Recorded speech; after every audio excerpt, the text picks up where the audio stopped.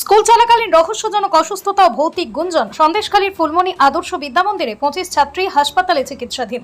শুক্রবার সন্দেশখালী রাজবাড়ির ফুলমণি আদর্শ বিদ্যামন্দিরে ক্লাস চলাকালীন হঠাৎই প্রায় 25 জন ছাত্রী গুরুতরভাবে অসুস্থ হয়ে পড়ে। বমি ভাব, তীব্র মাথাঘোরা, শ্বাসকষ্টের মতো উপসর্গে আক্রান্ত এই ছাত্রীদের দ্রুত উদ্ধার করে রাজবাড়ী ও মিনাখা গ্রামীণ হাসপাতালে ভর্তি করা হয়।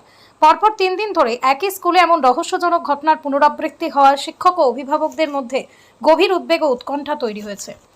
এদিকে চিকিৎসকরা বর্তমানে অসুস্থ ছাত্রীদের চিকিৎসায় তাদের সুস্থ করে তোলার উপর সর্বোচ্চ গুরুত্ব দিচ্ছেন। অন্যদিকে বারবার এমন অস্বাভাবিক ঘটনা ঘটার ফলে স্থানীয় এলাকাবাসীরা মধ্যে কোনো অলৌকিক ভৌতিক কাণ্ড নিয়ে তীব্র গুঞ্জন, আতঙ্ক ছড়িয়ে পড়েছে।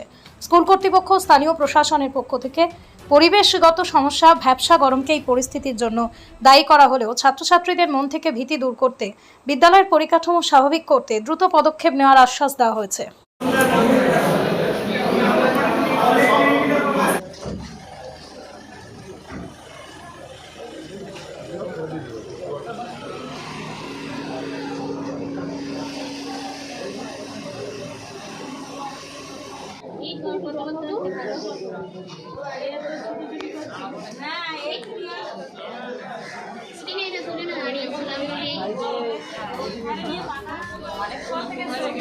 প্রত্যেক দিনই স্কুলে আসছে, কোন সবাই একই রকমই খাওয়া দাওয়া করছে, কিন্তু কারোর হচ্ছে না।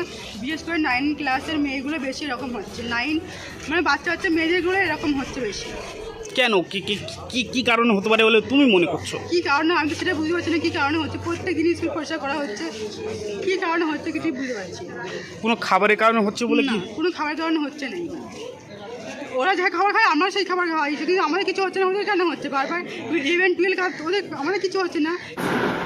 2-3 দিন না, এর আগে আমরা যখন গরমের ছুটি পরে স্কুলটা খুললো, তার 2 সপ্তাহ পরে হঠাৎই সেদিনটা কারেন্ট ছিল না, মানে লোকালে কাজ হচ্ছিল, সেদিন পুরো লোডশেডিং ছিল।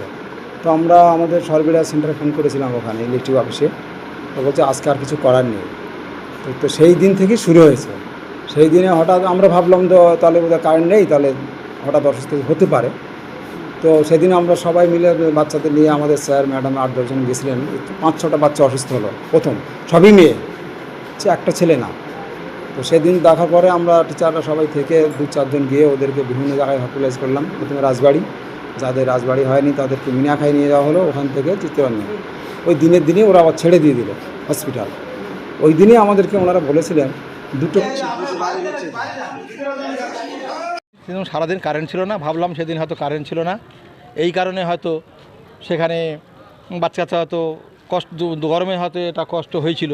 সেদিন 4-5 জন হয়েছিল। আমি রাজবাড়ি হসপিটাল পর্যন্ত নিয়ে এসেছিলাম এবং একজনকে ওরা হসপিটাল করলো, মানে নীলরতনে, চিত্তরঞ্জনে, ওখান থেকে সুস্থ করে পরে সে বাচ্চাটাকে নিয়ে চলে আসলাম। এরকম ব্যাপার। কালকের হয়েছিল কয়েকজনের, কালকের ক্যানিংয়ে নিয়ে গিয়েছিলাম, একজনকে এখনও পর্যন্ত চিত্তরঞ্জনে ভর্তি আছে। আজকের হঠাৎ মাত্র স্কুলে যে দেখলাম যে একের পর এক বাচ্চা শুধু অসুস্থই হয়ে যাচ্ছে, এবং যখন অসুস্থ হচ্ছে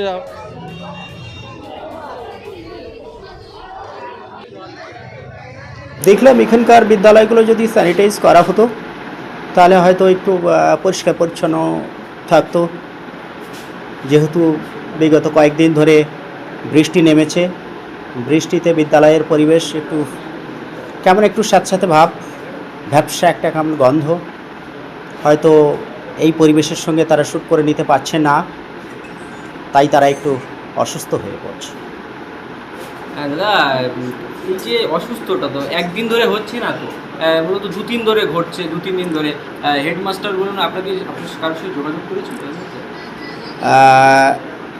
আমি গতকাল ফোন করেছিলাম, উনি বললেন যে এরকম গতকাল বেশ কিছু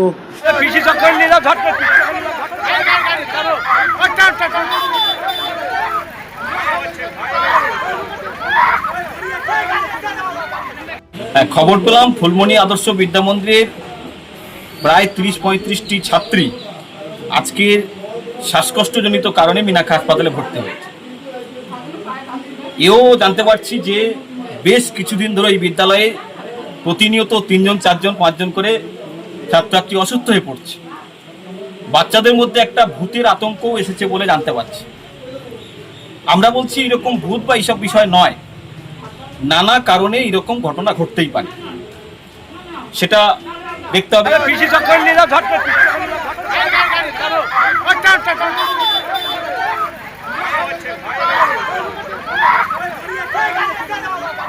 ধামাকা offer Lebukhali Swapna lodge and রেস্টুরেন্টে এসি রুম 1200, নন এসি 600 টাকা। তাই আজ 9046584242 অথবা 8116917448 এই নাম্বারে